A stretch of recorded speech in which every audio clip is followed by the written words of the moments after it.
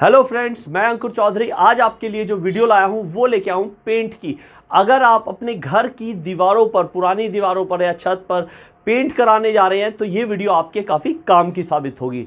तो आज की वीडियो में हम डिटेल में समझेंगे कि पेंट करने का सही तरीका क्या है। दीवार पे अगर आपकी पुराना पेंट हो रखा है और उसको आप चेंज कराना चाहते हैं या उस पर ही दोबारा से पेंट कराना चाहते हैं तो सही तरीका क्या है, क्या प्राइस में लेबर चार्ज करती है, किस तरीके से पेंट होना चाहिए, और भी बहुत सारी चीज़ें जानेंगे इस वीडियो में पेंट के बारे में, पेंटिंग वर्क के बारे में। तो बने रहिए इस वीडियो में मेरे साथ एंड तक। आइए फ्रेंड्स, मैं दिखाता हूँ वो वॉल जिसके ऊपर पेंट वर्क किया जाएगा। तो ये आप देख सकते हैं, सामने छोटी सी दीवार है, बाकी उन्हें बड़ी भी दीवार है, लेकिन मैं आपको दिखाऊंगा ये छोटी वाली दीवार पे किस तरह से पेंटिंग सही से करनी चाहिए, सही तरीका क्या है। तो ये आप देख सकते हैं पूरी तरह से किस तरह से है। और अभी आप देख सकते हैं इसमें ये गड्ढे हैं, कॉर्नर है और कुछ कीले वगैरह भी लगी हुई हैं इस तरह की। तो ये भी सब, और कहीं पे ये पपड़ी भी छोड़ रहा है। तो सही तरीका क्या है, जब भी आप पेंट वर्क कराएं तो इस चीज़ का ध्यान रखें कि किस तरह से सही तरीका है। तो आज राजेश होंगे हमारे साथ जो दिखाएंगे पूरा प्रोसेस। और आप पूरे घर में जब भी पेंट कराएं तो इन चीज़ों को ध्यान रखें और इसी तरह से पेंट कराएंगे तो आपका पेंट ज़्यादा अच्छा चलेगा और ज़्यादा सालों तक चलेगा। तो आप देखिए राजेश जी है जो कि अभी पहले जो भी अनइवननेस है, जो पपड़ी है, उसको छुटाने लग रहे हैं पत्ती से, जैसे आप ये देख सकते हैं फ्रेंड्स। ये जो छुटाने लग रहे हैं पपड़ी, बेसिकली लोहे की पट्टी आती है, ये किसी भी पेंट शॉप पे इजीली मिल जाती है, तो उससे छुटाया जा रहा है।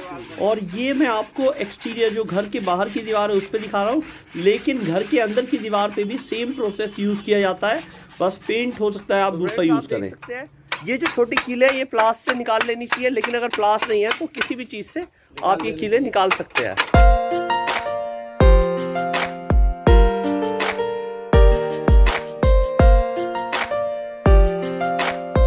और फ्रेंड्स आप देख सकते हैं जो गड्ढे हैं या कुछ वो हुआ है, जहाँ से पपड़ी छुटाई है वहाँ पे पुट्टी भरी जाएगी। तो आप देख सकते हैं अभी पुट्टी बनाई जा रही है।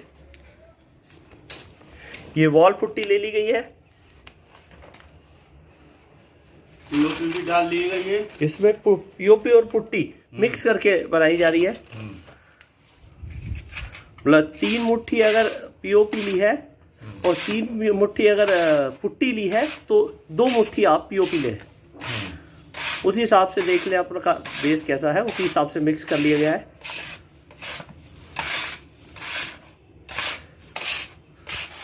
ये देखिए पीओपी और पुट्टी को मिक्स करके अब इसमें पानी डाल के, ठीक है, ठीक है, पानी ज़्यादा डाल रहा है।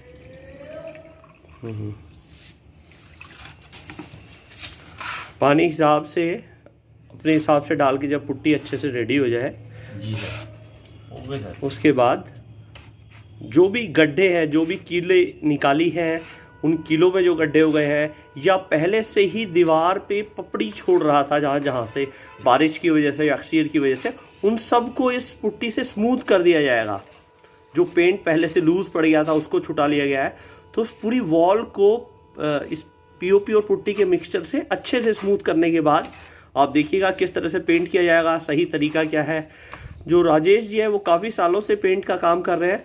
तो आपको अगर इनका कॉन्टैक्ट नंबर चाहिए या आप अपना पेंट वगैरह कराना चाहते हैं घर पे या कहीं भी, तो मैं इनका नंबर भी नीचे डिस्क्रिप्शन में दे दूंगा, आप इनसे कॉल करके और अपना पेंटिंग का वर्क करा सकते हैं।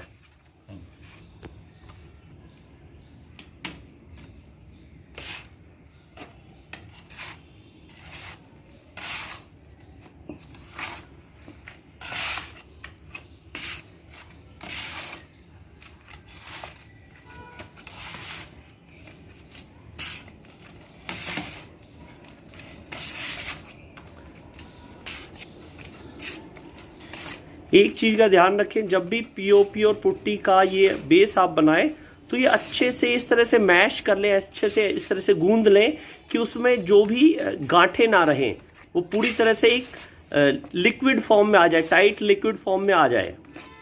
आप ये देख सकते हैं इस तरह से मैश किया जा रहा है, जिससे किसी भी तरह का पार्टिकल्स वगैरह इसमें जो है हार्ड ना रहे, सारा मिक्स हो जाए, अच्छे से एक पेस्ट फॉर्म में आ जाए।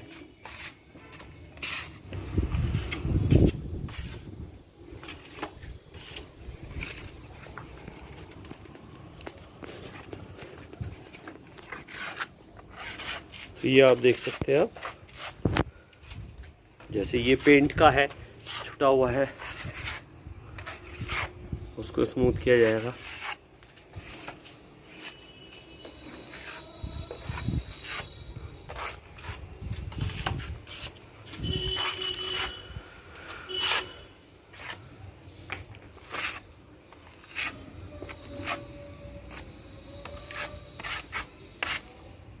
जो भी गड्ढे हैं, जो भी अनइवननेस है, उसको भर लिया जा रहा है। आप देख सकते हैं।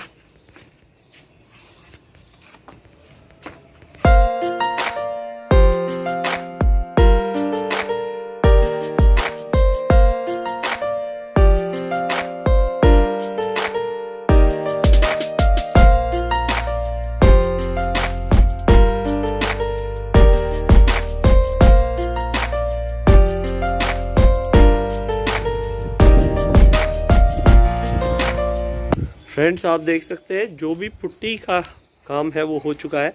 जो भी गड्ढे थे यहाँ पे आपने देखा अनइवननेस थी, वो भर दी गई है।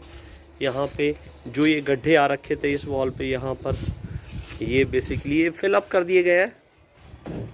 जो पीओपी पुट्टी मिक्स करके गड्ढे वगैरह वो सब फिल अप कर दिए गए हैं। तो यही सही तरीका है। सबसे पहले दीवार पे जो भी कुछ छूट सकता है उसको पट्टी से अच्छे से हार्ड से निकाल लें, कीले वगैरह निकाल लें। फिर उसके बाद उस पर पीओपी और पुट्टी का हल्का मिक्स करके, और जो भी गड्ढे निकाले गए हैं या गड्ढे आए हैं, कुछ भी अनइवननेस है दीवार में, उसको स्मूथ कर लें। तो अब ये देखो, इसको छोड़ दिया गया है करीब करीब ये सूखने के लिए, क्योंकि यहाँ पे धूप है तो ये बड़ी जल्दी ही सूख जाएगा। लेकिन अगर बेडरूम्स वगैरह में करते हैं तो उसमें थोड़ा टाइम लगता है सूखने में।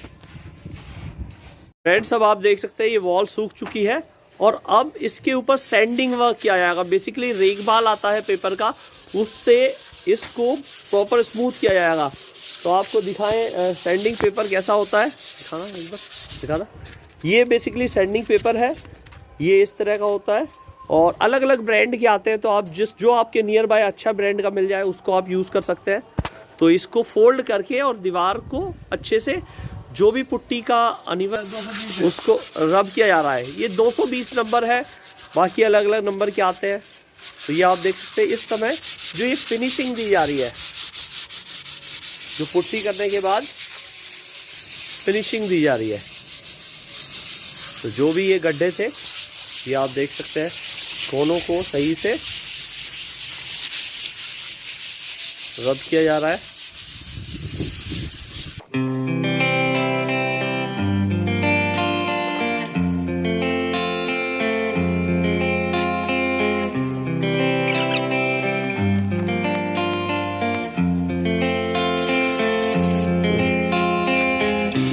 फ्रेंड्स, अब आप इसमें देख सकते हैं एशियन पेंट का एंटी डस्ट प्रूफ पेंट, इस पे जो एक्सटीरियर इमल्शन पेंट है वो किया जाएगा।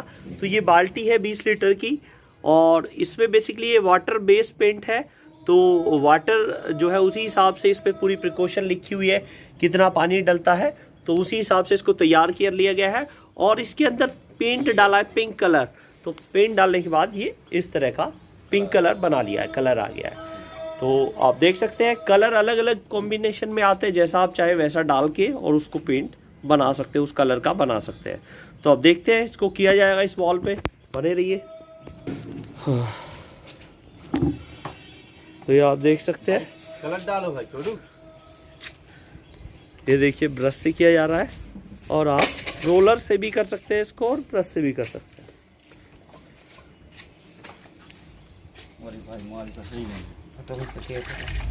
ये वॉल तो हो जाएगी। तो ये आप देख सकते हैं ब्रश से किया जा रहा है। कॉर्नर में बहुत सी जगह रोलर नहीं चल पाता तो ब्रश का यूज करना पड़ता है। तो आप देख सकते हैं, ये धूल मिट्टी साफ करो।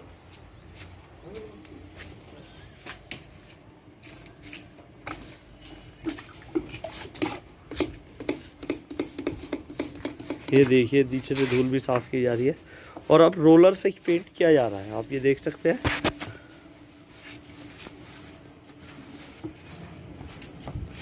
ये अभी पहला कोट किया जा रहा है।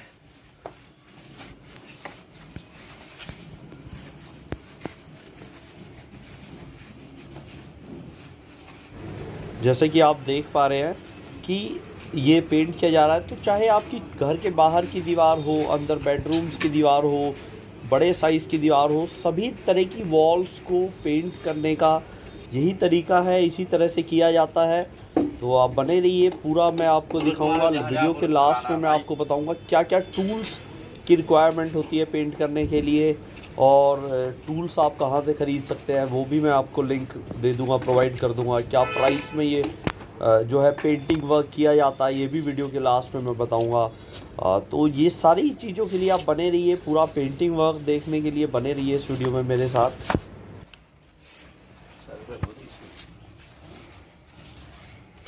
फ्रेंड्स, आप देख सकते हैं जहाँ कॉर्नर पे बहुत सी जगह रोलर अच्छे से फिनिश नहीं कर पाता, वहाँ कॉर्नर पे आप देख सकते हैं ब्रश लगाया जा रहा है।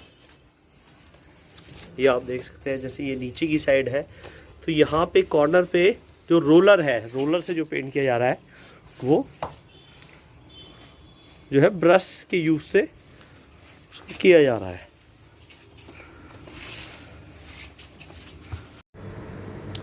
फ्रेंड्स, जैसा कि आप देख सकते हैं ये एक्सटीरियर की वॉल है, तो इसी तरह से सेम तरीके से इंटीरियर की वॉल भी की जाती है। लेकिन इंटीरियर में जब घर के अंदर की दीवार करते हैं तो बेसिकली बहुत चीज़ों का ध्यान रखना होता है कि अगर नीचे फ्लोर लगा हुआ है तो वो गंदा ना हो जाए। तो उसके लिए उसके फ्लोर को कवर करने के लिए उस पर शीट लगा सकते हैं या कुछ कपड़ा वगैरह डाल सकते हैं, या जैसे नीचे स्कर्टिंग लगी होती है 4 इंच की, तो उसको भी प्रोटेक्ट करने के लिए उस पर भी टेप वगैरह चिपका दी जाती है जिससे पेंट उस स्कर्टिंग के ऊपर ना लगे। या अगर रूम के अंदर आप पेंट कर रहे हैं, इसी तरह से करने का तरीका सेम ही है, लेकिन हमें थोड़ा प्रिकॉशन, थोड़ा ध्यान से पेंट करना होता है कि अगर चौखट है या विंडो है, कोई खिड़की है, उसकी चौखट लगी हुई है तो उसको भी पेंट से बचाने पड़ता है। तो टेपिंग वगैरह करके उसको कवर करना होता है कि पेंट का जो इम्पैक्ट उन चौखट पे ना आए। तो इन सब चीज़ों का ध्यान रखेंगे तो इंटीरियर हो या एक्सटीरियर हो, आप पेंट अच्छे से होगा और ज़्यादा फिनिशिंग से होगा। और आप ये देखें कि ये पहला कोट करीब करीब होने वाला है, और पहला कोट कंप्लीट होने के बाद करीब करीब 3 से 4 घंटे का गैप दिया जाएगा, और फिर बाकी के दूसरा कोट और तीसरा कोट किया जाएगा, तीसरे लेयर चढ़ाई जाएगी। और पेंट करने का यही बेनिफिट है कि दीवार की लाइफ बढ़ जाती है, सीलन की इम्पैक्ट बहुत कम पड़ता है। तो आप देख सकते हैं ये जो है हो चुका है पहला कोट, तो सीलन का बेसिकली इम्पैक्ट नहीं पड़ता दीवार पे, कम होती है। बरसात सारे वेदर को अच्छे से दीवार संभाल पाती है और वेदर को इम्पैक्ट वॉल के ऊपर कम पड़ता है। वो अच्छी क्वालिटी का आप पेंट खरीदेंगे और वो कराएंगे तो आपकी वॉल ज़्यादा लंबे टाइम तक मजबूत बनी रहेगी। तो बेसिकली आप ये देख सकते हैं इस समय पूरा पेंट ये हो चुका है पहला कोट। तो वेट किया जा रहा है इसके सूखने का, और 2 से 3 घंटे बाद फिर बाकी के कोट किए जाएंगे। फ्रेंड्स, अब आप देख सकते हैं उस पर एक कोट हो चुका था, अब ये दूसरा कोट किया जा रहा है। तो आप जब भी एक कोट करें तो करीब करीब 2 से 2.5 घंटे का गैप ज़रूर दें। 2.5-3 घंटे का गैप देने के बाद आप दूसरा कोट करें। तो आप देख सकते हैं दूसरा कोट किया जा रहा है वॉल पे।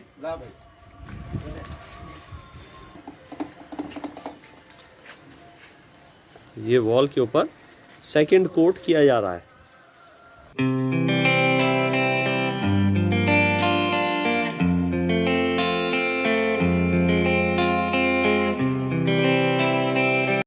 फ्रेंड्स, अब देख सकते हैं फिर आधे घंटे 1 घंटे बाद, 1 से 2 घंटे बाद तीसरा कोट किया जा रहा है।